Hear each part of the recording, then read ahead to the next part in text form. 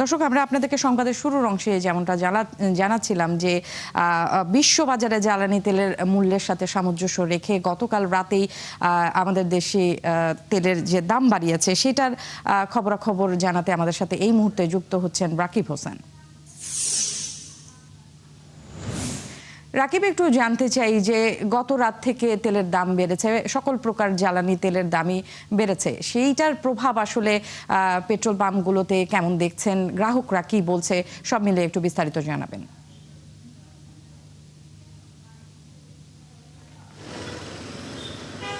Nancy, আপনি যেমনটি বলছিলেন যে গত রাতে হঠাৎ করে আসলে সব ধরনের জ্বালানি তেলের দাম বাড়ানো হয়। এর মধ্যে কেরোসিনের দাম বাড়ানো হয় লিটার প্রতি 18 টাকা, আগে 112 টাকা ছিল, এখন সেটি 130 টাকা।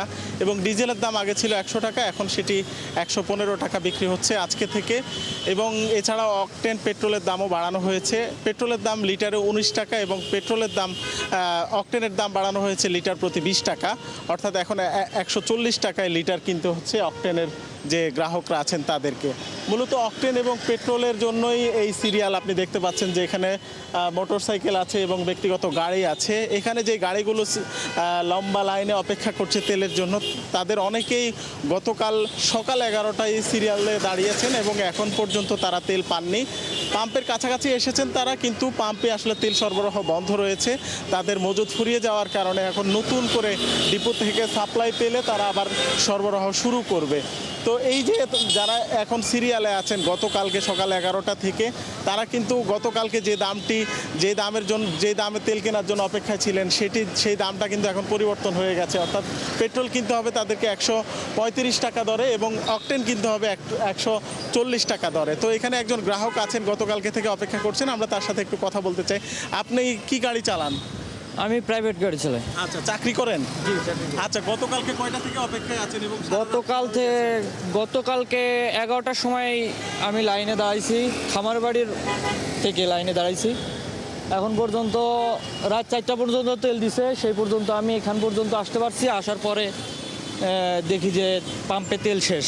থাকা খাওয়া সবই কি রাস্তায়? থাকা খাওয়া বলতে এখনও রাত্রে এমনি কলা রুটি এইগুলা হাবিজাবি খেয়ে থাকতেছি। এখন যে আমি গাড়ি নিয়ে আমি যে বাসায় যাব সেটুকু তেল নাই, যে আমি যে কোনো দিক মুভ করতে পারতেছি না, যে আমি গাড়ি নিয়ে যে বাসায় রেখে আসবো কিংবা বাসায় যাব সেই পরিমাণ তেলও আমার কাছে নাই। ন্যান্সি, আপনি শুনছিলেন যে আসলে গ্রাহকদের ভোগান্তি কিন্তু এখনো রয়ে গেছে। সরকার তেলের দাম বাড়িয়েছে, যদি গ্রাহকদের এই ভোগান্তি না কমাতে পারে তাহলে পরিস্থিতি আরো ভয়াবহ হওয়ার আশঙ্কা রয়েছে। সেটাই আমরা প্রত্যাশা করি, এই সংকট দ্রুত নিরসন হবে। রাকিব, আপনাকে ধন্যবাদ। দর্শক, রাকিব আমাদেরকে জানাচ্ছিলেন যে বাড়তি দামে জ্বালানি তেল কিনতে হচ্ছে এবং একই সাথে গ্রাহকদের যে ভোগান্তি সেটার আপডেট জানাচ্ছিলেন।